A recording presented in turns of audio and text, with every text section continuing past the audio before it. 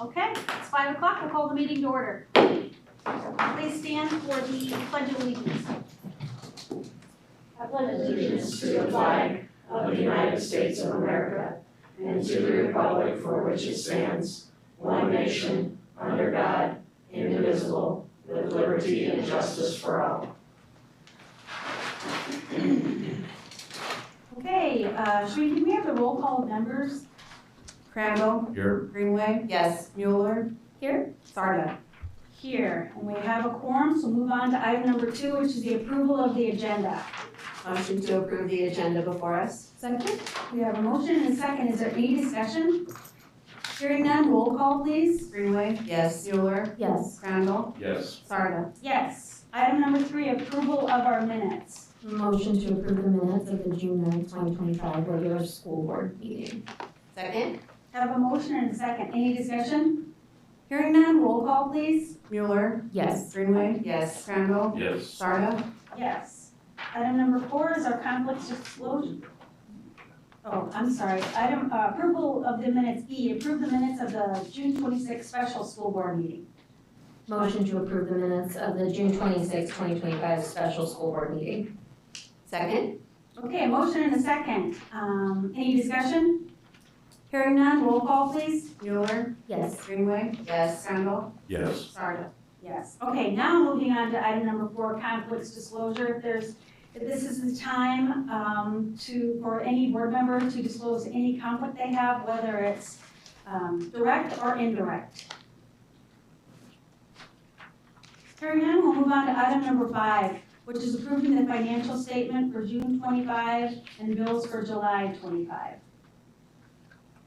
Motion to approve the financial statements for June of 2025 and the bills for July of 2025. Second? Have a motion and a second. Any discussion? Hearing none, roll call, please. Greenway. Yes. Mueller. Yes. Crandall. Yes. Sarda. Yes. Item number 6, school board recognition. That's me. Well, tonight, Sarah and Terry are serving their last meeting here for our school board, and I just want to take a minute to personally recognize both of them and thank them for their service. They went through a lot of different things in their 10-year school board members, and I really appreciate both of them for who they are, their leadership, and all that they brought to the school board. So thanks to both of you, and we wish you well. Thank you. Thank you. Okay, item number 7, adjourning the 24-25 board meeting. I move we adjourn. Second? Have a motion and a second. Any discussion? Roll call, please. Crandall. Yes. Greenway. Yes. Mueller. Yes. Sarda. Yes, we are adjourned.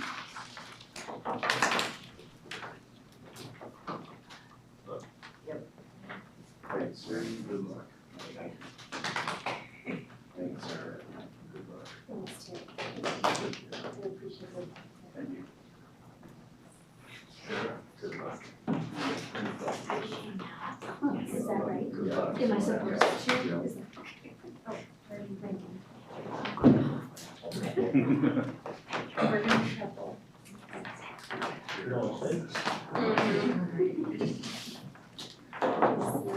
Yeah. Yeah. It's just a little-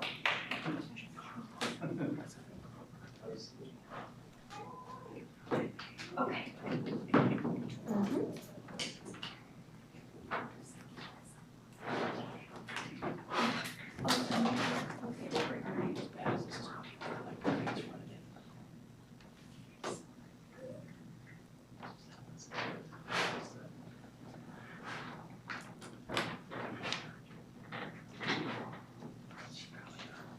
All right, I'd like to call the meeting for the 25-26 school year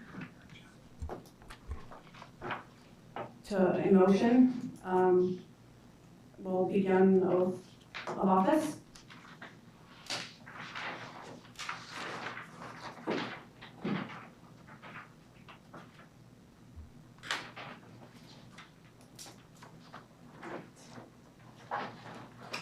Repeat after me. I, please state your name, do solemnly swear I, Justin Frick, do solemnly swear to support the Constitution of the United States and the Constitution of the State of South Dakota, to support the Constitution of the United States and the Constitution of the South Dakota, and will faithfully and impartially perform the duties as a member of the School Board of the Yankton School District 63-3, and will faithfully and impartially perform the duties as a member of the School Board of the Yankton School District 63-3, to the best of my ability and in accordance with laws now in effect and hereafter to be enacted during my continuance in office. to the best of my ability and in accordance with the laws now in effect and hereafter to be enacted during my continuance in office. Thank you. Thank you.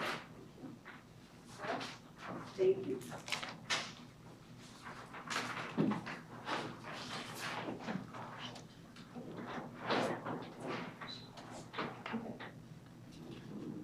All right, at this time, we'll take nominations for election of president. I nominate Kathy Greenway. Second, Second. do I just roll call? Yeah. Now I'll do roll call. Mueller, Yes. Brandt, Yes. Frick, Yes. Greenway. Yes. Motion carried. All right, and I will open it up then for nomination to elect our vice president. I nominate Jacqueline Mueller for vice president. And is there a second? Second.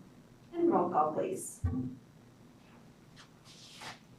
Brandt, Yes. Frick, Yes. Mueller, Yes. Greenway. Yes.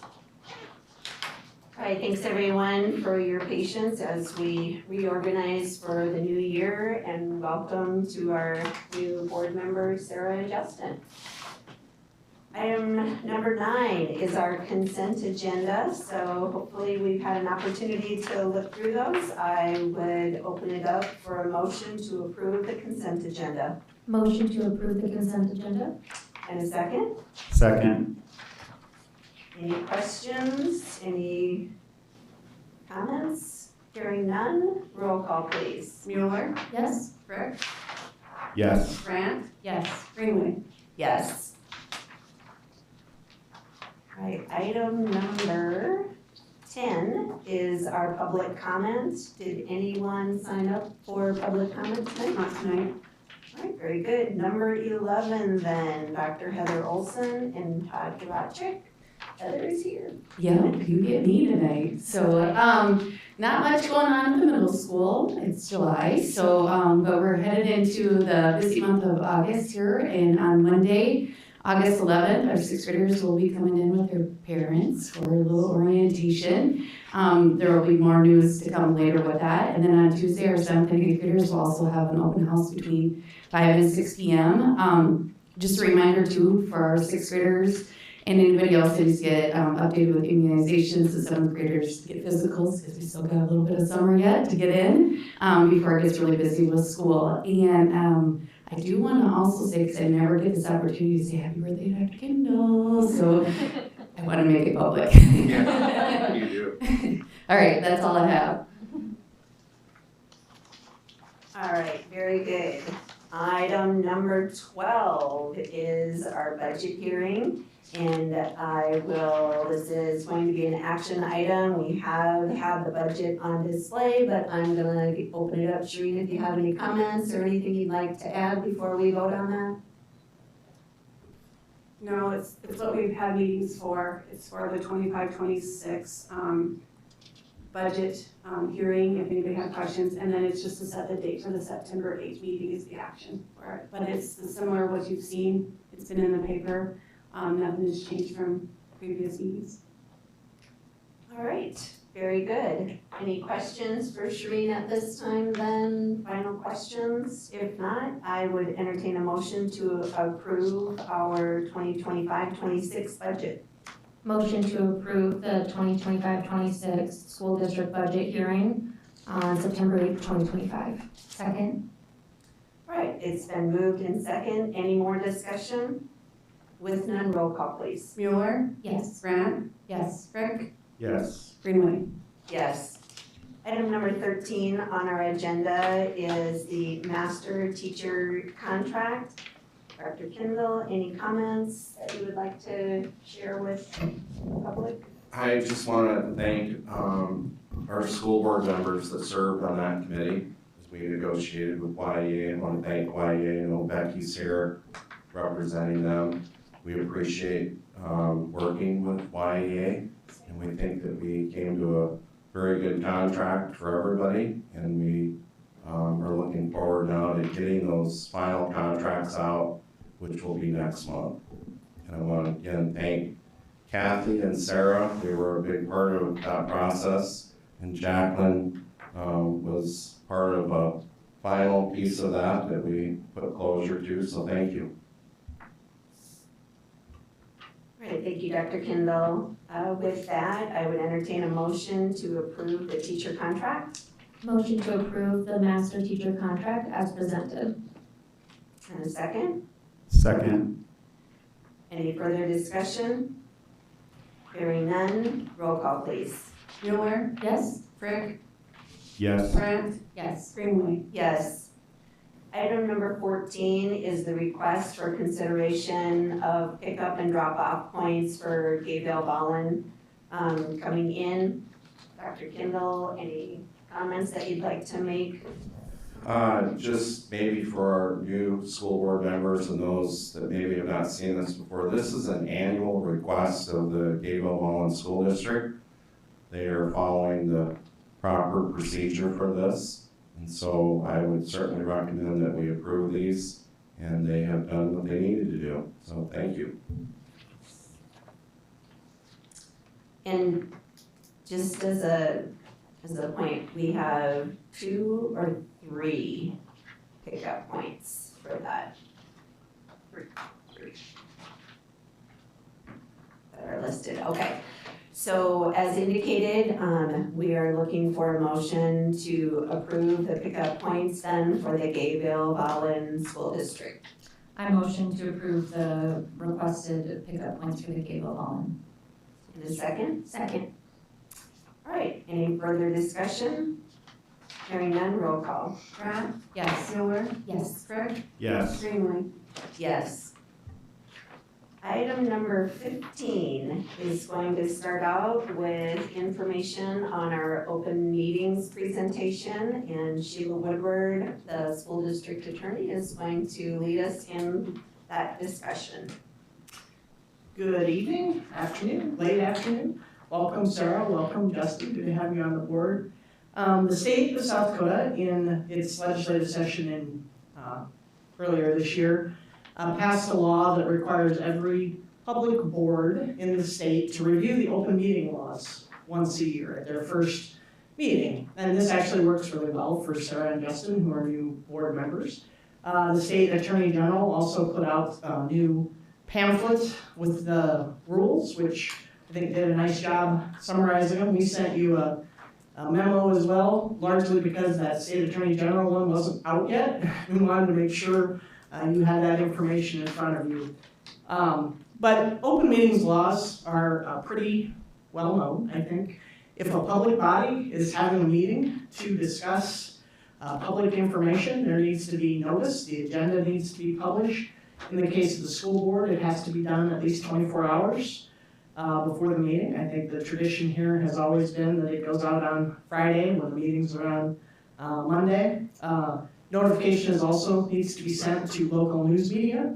So Kelly's here. He gets notifications so that he knows there's a meeting in the radio stations and others. If you did a meeting by teleconference at any point, that would also require the same notice, and there would need to be a way for the public to participate in that meeting. Kind of a key thing to know is that email communications, if it's involving a quorum of the board, are also subject to public notice if they're discussing anything other than scheduling matters. And so that's important to know, that the school board never has a conversation by email that's not, outside of the public. So public always knows, if there are meetings and a quorum of the board. You just approved your agenda at this meeting. As I said, that agenda gets sent out for public notice at least 24 hours before the meeting. If something comes up and you need to modify the agenda, you can still do that. The preference, of course, is to make sure that the full agenda was published to the public, but there are things that do come up and they can be added to the agenda before it's approved. But once the agenda is approved at the meeting, nothing else can be added to it. You had it, Shireen asked, Kathy asked Shireen if there was any public comments.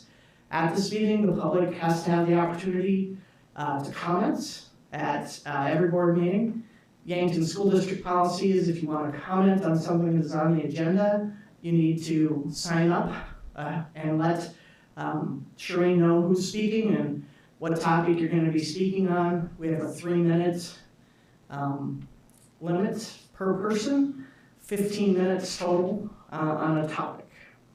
And that's part of Yankton's policy. That's just every public body can do that differently, but that is how the school board does it here.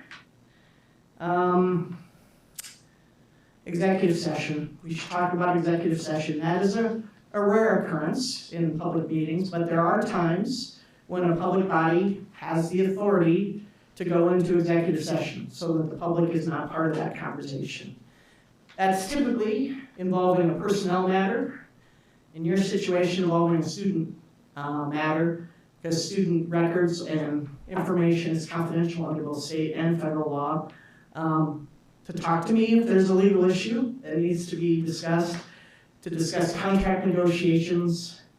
And then the last two haven't popped up a lot with the Yankton School District, but marketing strategies, if you were a public body that was doing some type of marketing, and then for public safety. If there was some plan that you didn't want for safety reasons to be out in the public, you could go into executive session for that.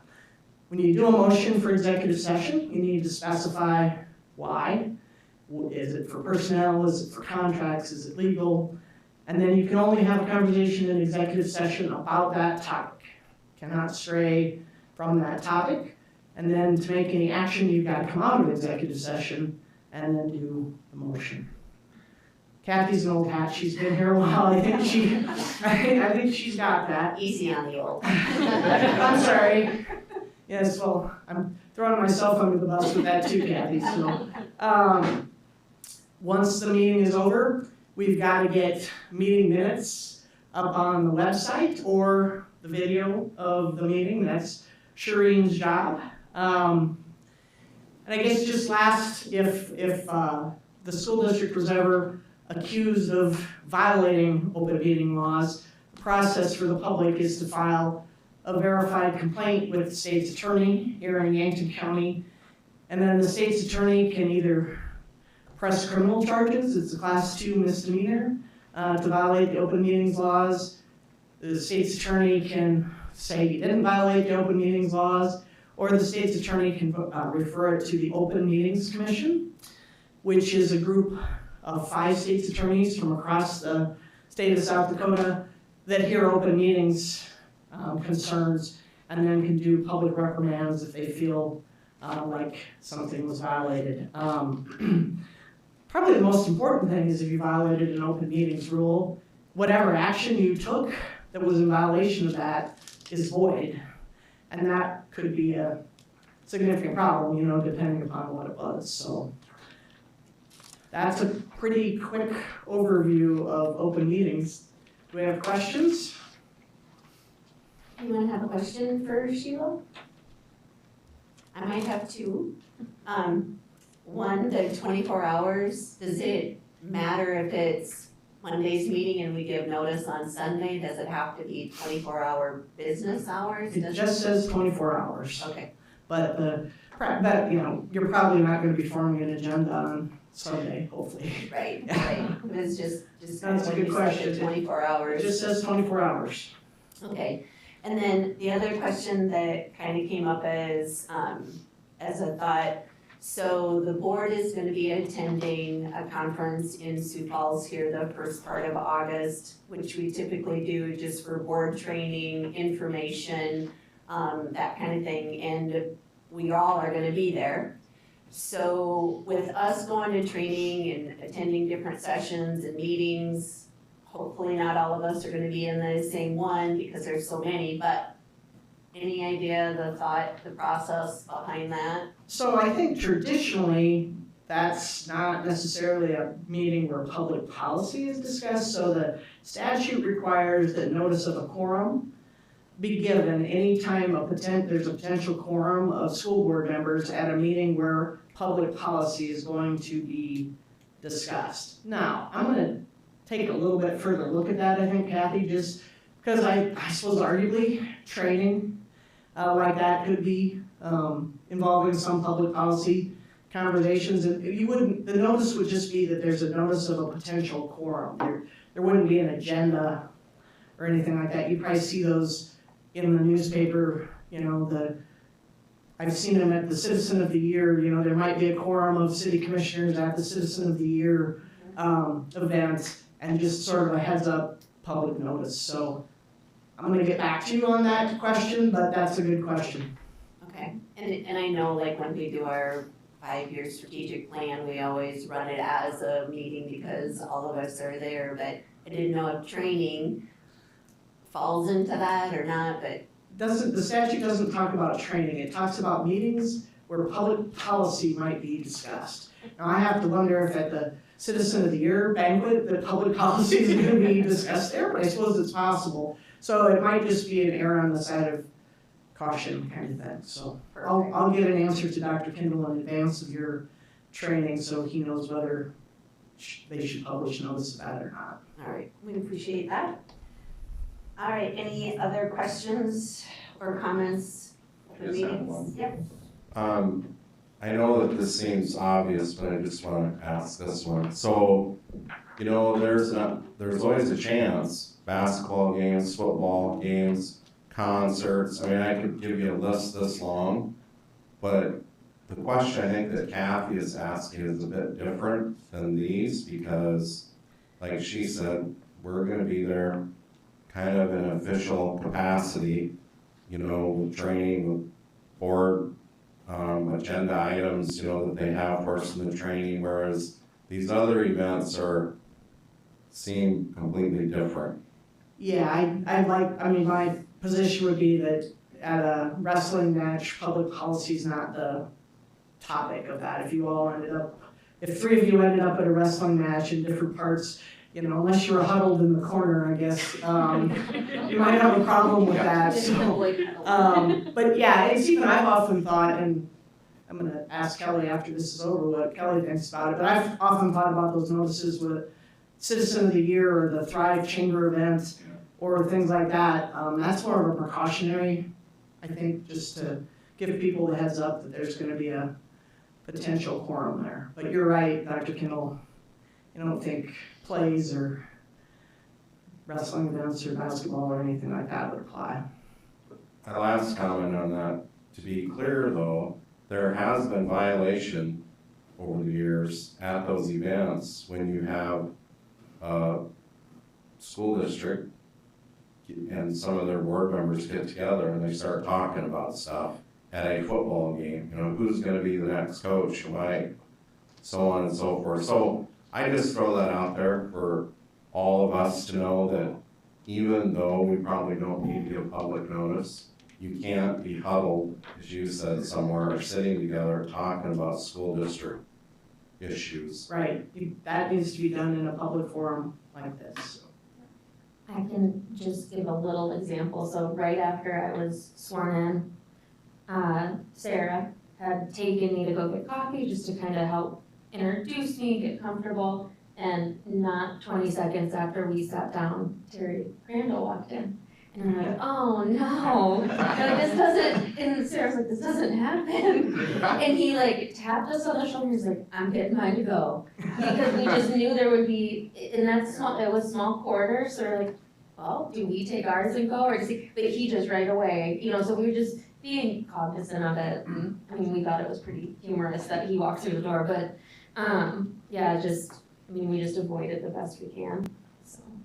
If an instance like that happens and someone from the public sees them all communicate and then submit something, is there a retroactive response, like we weren't having a quorum, it was by happenstance, or what's Yeah. the official response to that? There'd be a response if there was an investigation or a complaint filed. My guess is that the state's attorney would reach out in the first place to find out, y'all three happen to be in Muddy Mo's or wherever at the same time. That's, this is Yankton, these things do happen.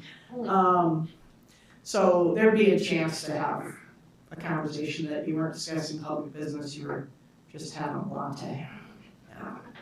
I think for all of us, I think even with the training that we're gonna be going to, that's gonna probably be one of the topics that's gonna come up. And so I think we're just all very cognizant that we know that that can't be done. And so we're always mindful when we see others walk in, even, just in going down to the arts in the park or whatnot for riverboat days. We're all gonna be down there. We're just mindful of not getting together and being in a big group, so.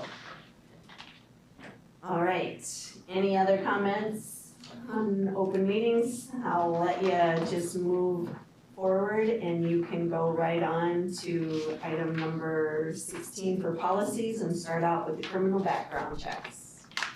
So this is an updated criminal background check for the school district. DCI has been doing audits of school districts across the state, and they came to Yankton in June and said, hey, you need to get your policy updated a little bit. It's mostly because there's a bunch of federal law involving the security and safety and redisclosure of criminal background history information. And so we have the systems in place here. We just didn't have everything we were doing in the policy. And so DCI had a recommended policy. And so when DCI recommends policy, I think we should probably do what DCI recommends. And so I reviewed it, tweaked it a little bit, worked with Kelly Casey. We have, every person who's employed by the school district has to undergo a criminal background check, anyone who's 18 or older. And so we can, you can make an offer to someone if the background check isn't back yet.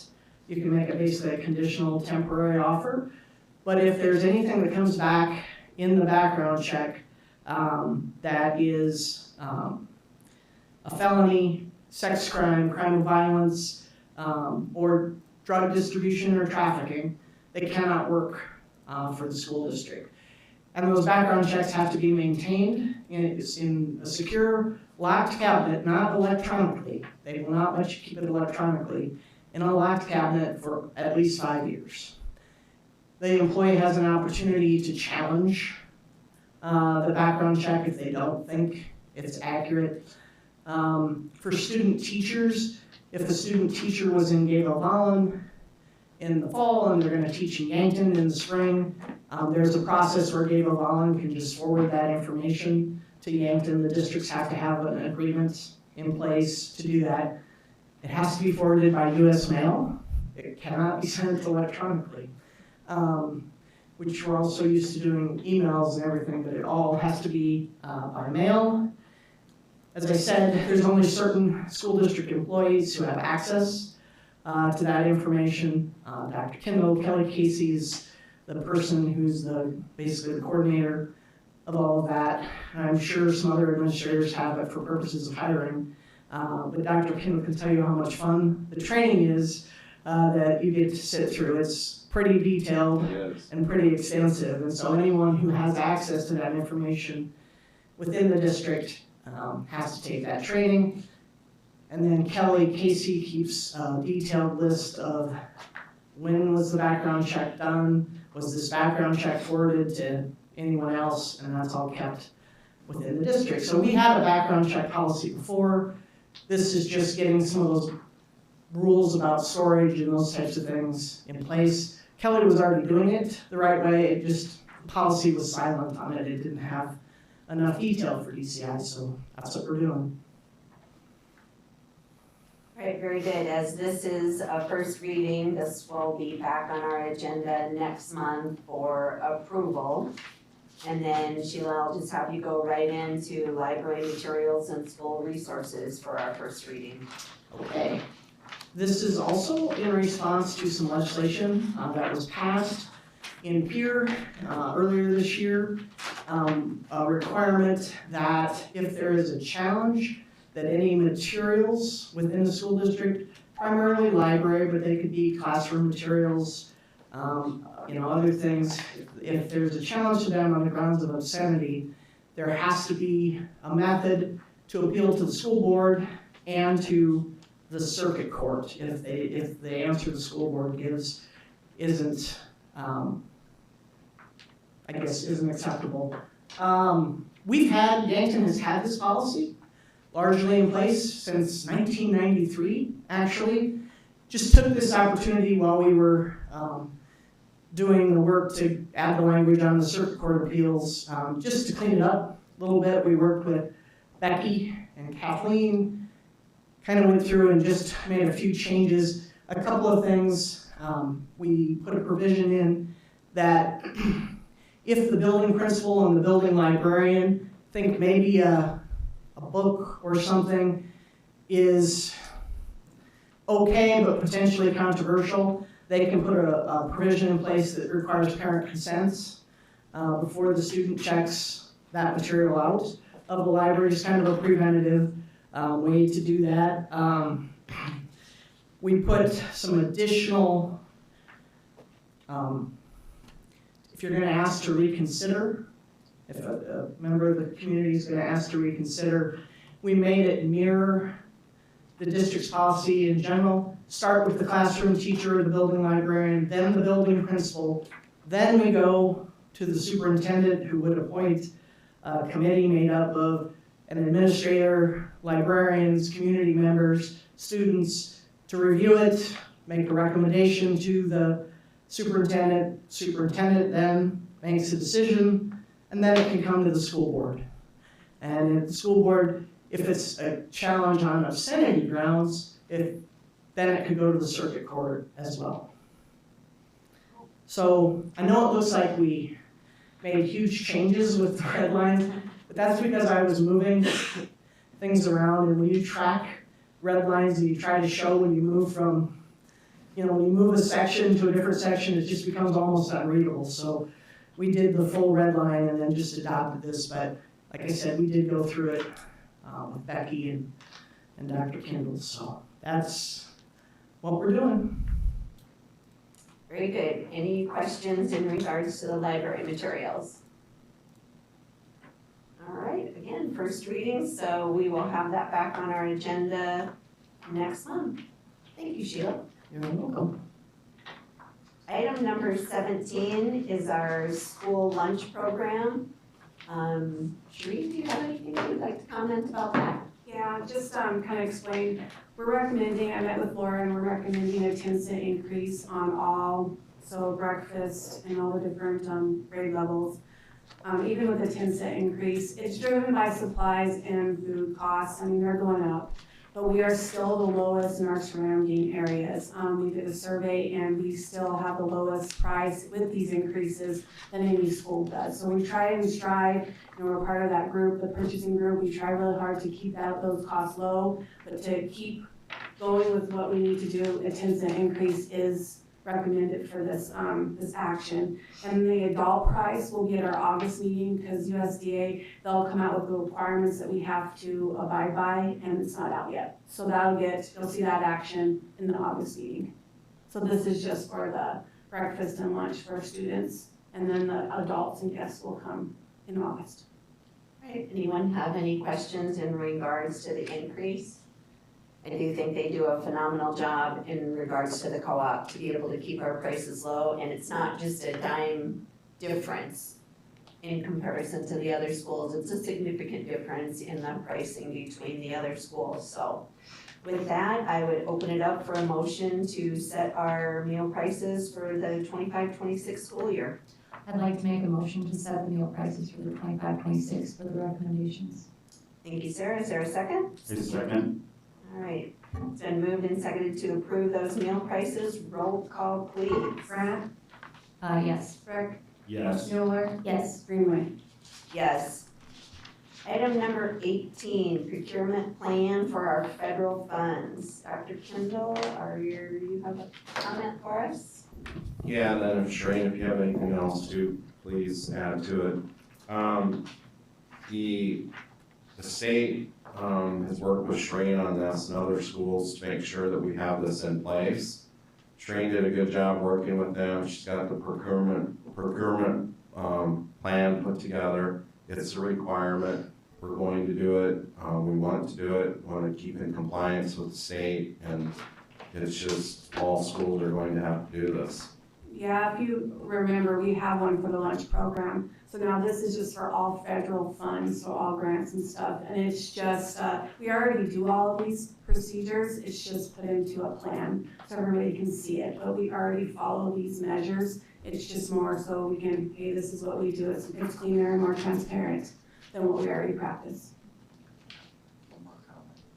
While we're on federal funds, I think this is just kind of a perfect time to mention this. So I had the opportunity to go to Washington, D.C. last week, had an opportunity to meet with our 3 representatives out there, our 2 senators and our representative. Senator Thune was the only one that could meet in person, but the other 2 had office staff there. They were really good meetings. Our number 1 priority out there was to talk to them about our federal funding. And it's not just Yankton, it's every public school across the country. Congress has allocated the federal funds, but the Office of Finance, for lack of better terms, has not released the money. And they say that the Department of Education has not done their review, and DOE says that the Office of Finance and Management has not done what they need to do. Regardless of whose fault it is, the bottom line is that Congress has approved the money, it needs to be released. So I would ask anybody that is listening online, anybody here tonight, all the folks that will read the paper tomorrow, listen to the radio, please it would take you 5 minutes to email our 3 representatives out in Washington, D.C. and tell them they need to release the federal dollars for schools. It's a big deal. It's several hundred thousands of dollars for the Yankton School District.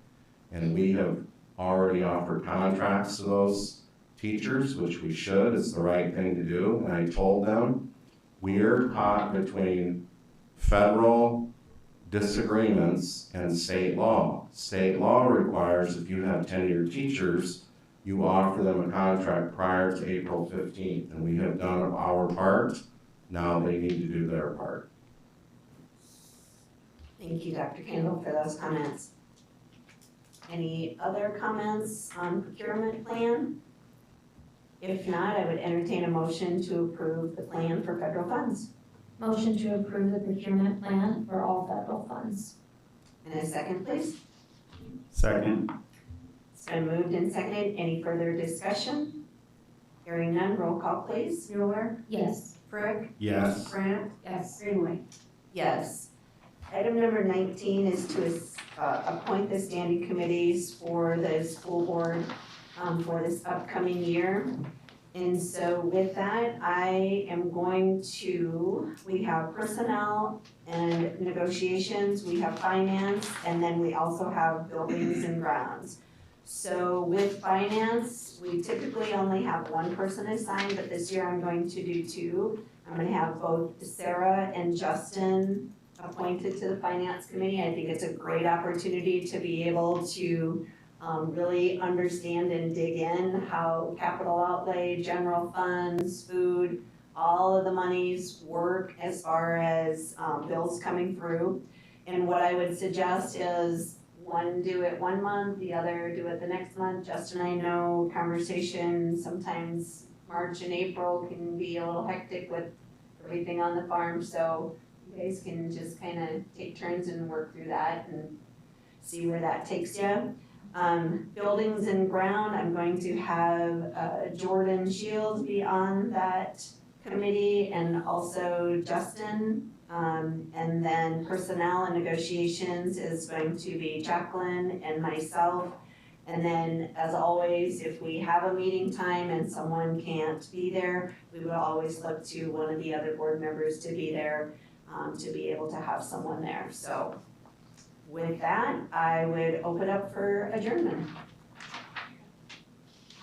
Oh, sorry, I guess we do need to do that. All right, so motion to appoint the committee members that I indicated. Motion to appoint standing committees? And a second? I second. All right, it's been moved and seconded to appoint the standing committees. Any other discussions? Roll call, please. Mueller, Yes. Frick, Yes. Brandt, Yes. Greenway. Yes. And now I will offer an entertainment for adjournment. A motion to adjourn. And a second. All right, it's been moved and seconded to adjourn. All those in favor signify with aye. Aye. Same sign for those that don't want to go home. And we're going home.